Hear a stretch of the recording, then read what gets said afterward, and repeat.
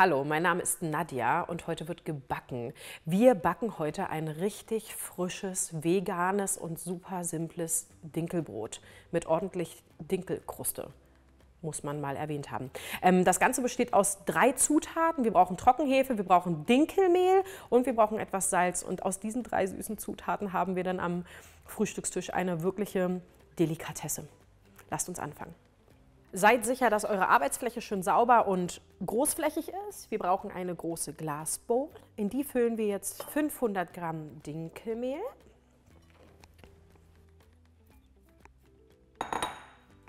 Wir brauchen ungefähr 1 bis 2 Teelöffel Salz. Und wir brauchen Trockenhefe. Wir nehmen 380 Milliliter Wasser und geben es langsam in den Teig.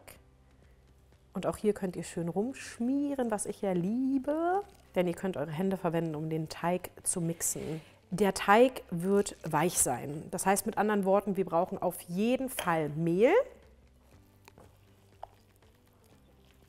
Nicht an diesem Punkt, aber später zum Kneten.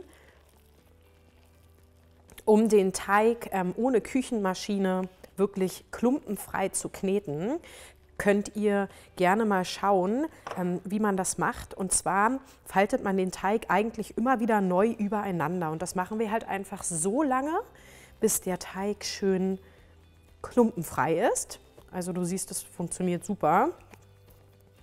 Einmal einfalten und dann schön festdrücken.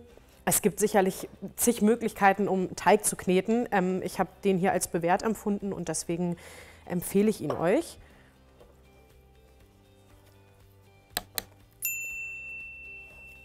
Ihr könnt natürlich den Teigball auch auf der Arbeitsfläche kneten. Ich mache das jetzt in der Schüssel einfach, um nachher nicht ganz so viel sauber machen zu müssen. Etwas komfortabler wäre es natürlich, wenn ihr es auf einer großen Fläche macht. Ich würde sagen, so ungefähr nach 5 Minuten können wir den Teig genauso stehen lassen. Ich lasse den in der Schüssel und wir werden ihn jetzt 12 Stunden gehen lassen. Überhaupt nicht schlimm. Viele sind so, oh nein, so viel geht's halt und dann kann ich nicht irgendwas anderes machen. Macht das abends und wenn ihr Samstag früh zum Frühstück mit der ganzen Familie ein leckeres, knuspriges Dinkelbrot haben wollt, ist es perfekt, das abends zuzubereiten und am nächsten Morgen einfach nach den weiteren Zubereitungsschritten, die wir noch besprechen werden, durchzukneten und dann zu backen. Ich nehme jetzt ein Handtuch, ihr könnt auch ein Bienenwachstuch oder Frischhaltefolie nehmen, um das Ganze abzudecken. Und dann stellen wir die Schüssel an einen warmen Ort, Zimmertemperatur, und der Teig darf 12 Stunden schlafen und morgen hoffentlich gut aussehen. So, 12 Stunden sind vergangen und jetzt werden wir unseren Ofen vorheizen. Und zwar brauchen wir Ober- und Unterhitze. Knackige 280 Grad möchte ich gerne haben. Die dürfen jetzt nämlich in den folgenden Minuten unseren gusseisernen Topf aufheizen, aber richtig. Denn der Deckel und der Topf sollen richtig heiß sein, damit wir am Ende eine Wahnsinnskruste bekommen. Ich habe unsere Arbeitsfläche jetzt ordentlich bemehlt, geizt auf gar keinen Fall mit Mehl, denn der Teig ist super, super weich am Anfang. Ich werde den jetzt aus der Schüssel nehmen. Die Trockenhefe hat ordentlich gearbeitet und wir werden jetzt die Hände bemehlen, den Teig rausholen und alles kneten.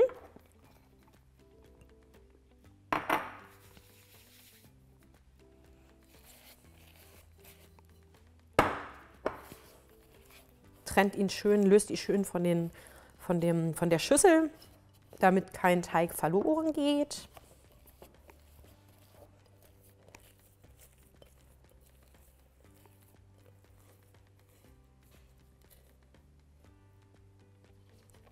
Und jetzt werden wir ihn einfach übereinander falten und das machen wir jetzt ein paar Mal. Ihr seht, durch das Mehl könnt ihr den eigentlich echt ganz gut handeln. Die etwas härtere Schicht, die auf dem Teig ist, die verkneten wir einfach.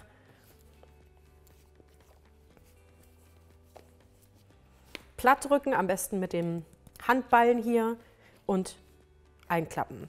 Und drücken und einklappen. Dabei könnt ihr den Teig natürlich ein bisschen drehen. Zack, zack.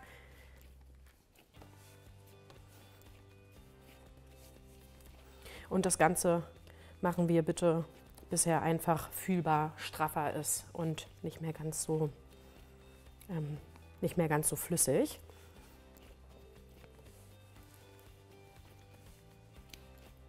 Also wenn ihr irgendwie so ein kleines, hartes Stück nicht verknetet bekommt, dann könnt ihr es auch einfach aussortieren.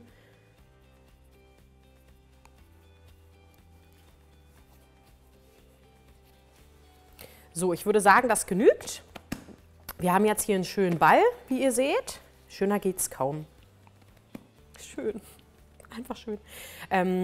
Gärkörbchen ist eine ganz super Sache, weil wir werden hier diese wunderschöne Form des Gärkörbchens am Brotteig haben, was ein typisches, wie ihr es aus dem Bäcker kennt, Krustenbrot oder andere Brote ausmacht.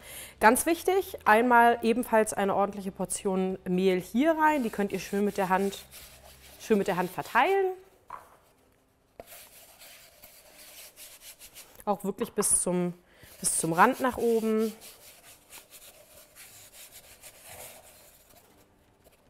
Und dann geben wir unseren Teig vorsichtig in den Gärkorb.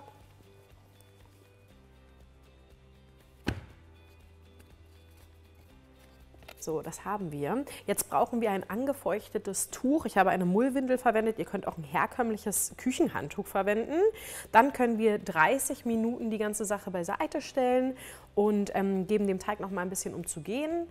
Anschließend wird er gebacken. Ich kann es kaum erwarten. Es wird ein richtig leckeres Brot, Leute. So, wir haben jetzt hier auf jeden Fall einen richtig heißen Topf. Boah. Ich werde den jetzt mal noch ein wenig mit Mehl versehen, einfach nur auf dem Boden, damit er uns nachher nicht im Topf klebt. Und an dieser Stelle werden wir unseren Teig in den Topf transferieren. So, ich werde jetzt den Teig einfach in den Topf fallen lassen. Ganz vorsichtig, weil der Topf wirklich heiß ist. So, jetzt habe ich hier in meiner Zauberkiste ein Messer und wir werden das Ganze einmal hier oben einschneiden, ungefähr 1 cm tief. Ihr könnt auch eine Schere nehmen und könnt an bestimmten Stellen einfach einmal einschneiden, je nachdem, wie ihr euer Brot nachher aussehen lassen möchtet. Ich mag das sehr, sehr gerne, wenn es mittig einfach einmal eingeschnitten ist. Jetzt kommt der Deckel rauf und wir dürfen unser Brot 20 Minuten in den richtig heißen Backofen geben. Nach den 20 Minuten werde ich den Deckel abnehmen. Und dann geht das nochmal 20 Minuten rein. Backzeit insgesamt also 40 Minuten.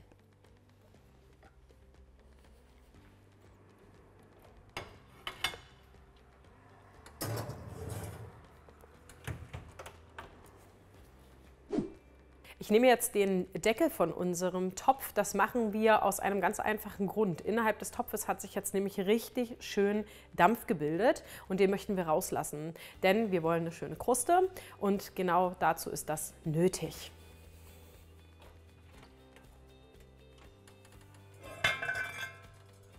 Das sieht schon richtig gut aus.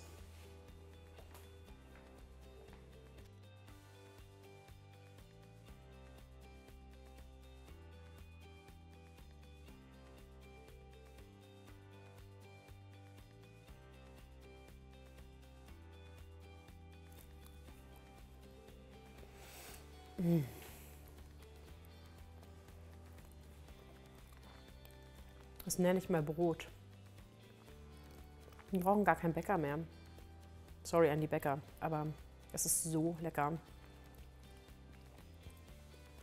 Sehr gut. Ganz viel Spaß bei der Zubereitung und bis bald.